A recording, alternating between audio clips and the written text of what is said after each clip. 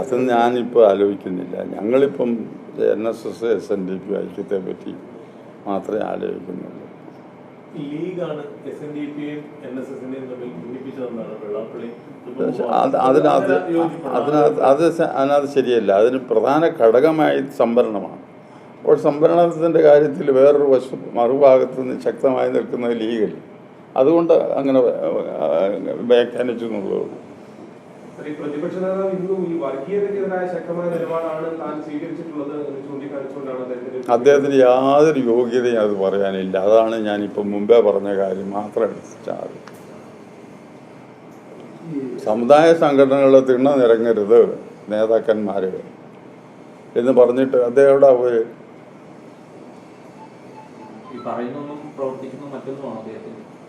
എന്നല്ലേ അതിന് മനസ്സിലാക്കേണ്ടത്.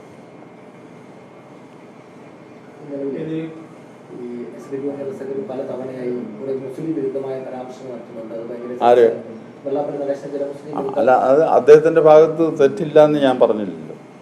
എന്നെ അദ്ദേഹം എന്തെല്ലാം പറഞ്ഞിരിക്കുന്നു?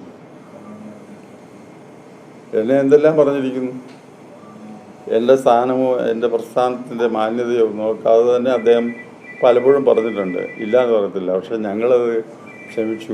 കാരണം എന്താണെന്ന് അറിയാം.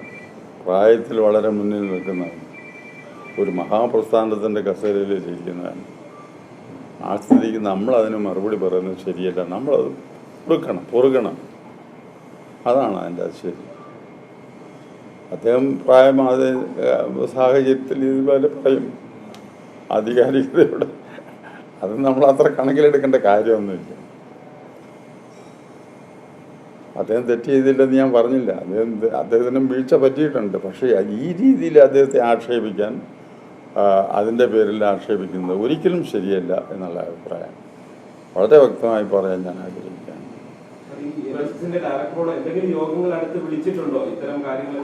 ഇനി ഞങ്ങൾ ഇന്നലെ അറിയുന്ന കാര്യമല്ലേ ഇത്. അതിനി അതിൻ്റെതായ വഴിക്ക് അവരാവശ്യപ്പെട്ടുണ്ട്. അവർ ചാനലിൽ കൂടെ പറഞ്ഞു അവർ 21-ാം തീയതി കൂടി ആലോചിക്കുമെന്ന് പറഞ്ഞു. അതിനുശേഷം NSSുമായിട്ട് ഈ ആശയപരമായിട്ട് ഞാൻ ഇതിനോട് യോജിക്കുന്നു. NSSും ആ രീതിയിലുള്ള ഒരു തീരുമാനത്തിലേക്ക് എത്തും എന്ന കാര്യത്തിൽ സംശയമൊന്നും. SNDP NSS അയക്കാം. എന്തോ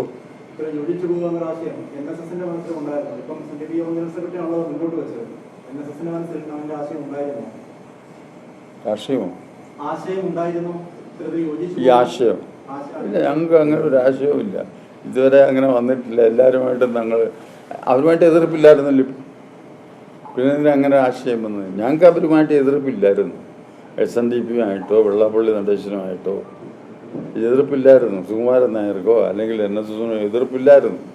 ആ കാലഘട്ടത്തിൽ അദ്ദേഹം പറയുന്നത് അത് ഞങ്ങൾ സ്വാഗതം ചെയ്യുന്നു.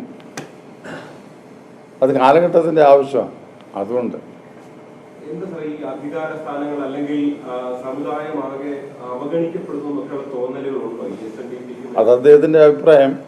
ഞങ്ങൾ പാർലമെന്ററി മോഹമൊന്നും ഇല്ലാത്ത ആളുകളാണ്. പാർലമെന്ററി അല്ല സാറേ, അംഗങ്ങൾക്ക്, സമുദായ അംഗങ്ങളൊക്കെ അവഗണിക്കപ്പെടുന്നു എന്നൊക്കെയുള്ള തോന്നലുകളുണ്ടോ? അല്ല, ഞങ്ങൾ അങ്ങനെ അഭിപ്രായം ഇതുവരെ പറഞ്ഞിട്ടില്ല.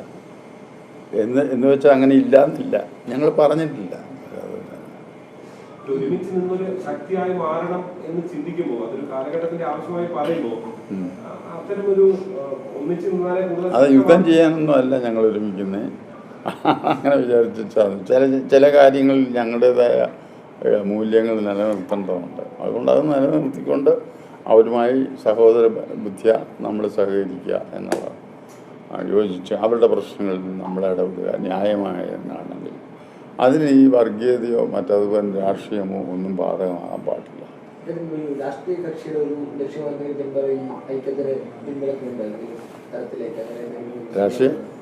രാഷ്ട്രീയ പാർട്ടിയുടെ പിന്തുണയോ പിൻബലമോ ഈ ഐക്യത്തിന് പിന്നിലുണ്ടോ? അതിലൊന്നും ഗതികേടൊന്നും ഞങ്ങൾക്ക് അറിവില്ലെന്നേ. ഞങ്ങൾ ഈ ഒരു രാഷ്ട്രീയ നേതാക്കളെയും ആ തരത്തിൽ കാണുന്നുമില്ല. അത് ആണുങ്ങളുണ്ടായിരുന്നു പണ്ട് എല്ലാ പാർട്ടിയും.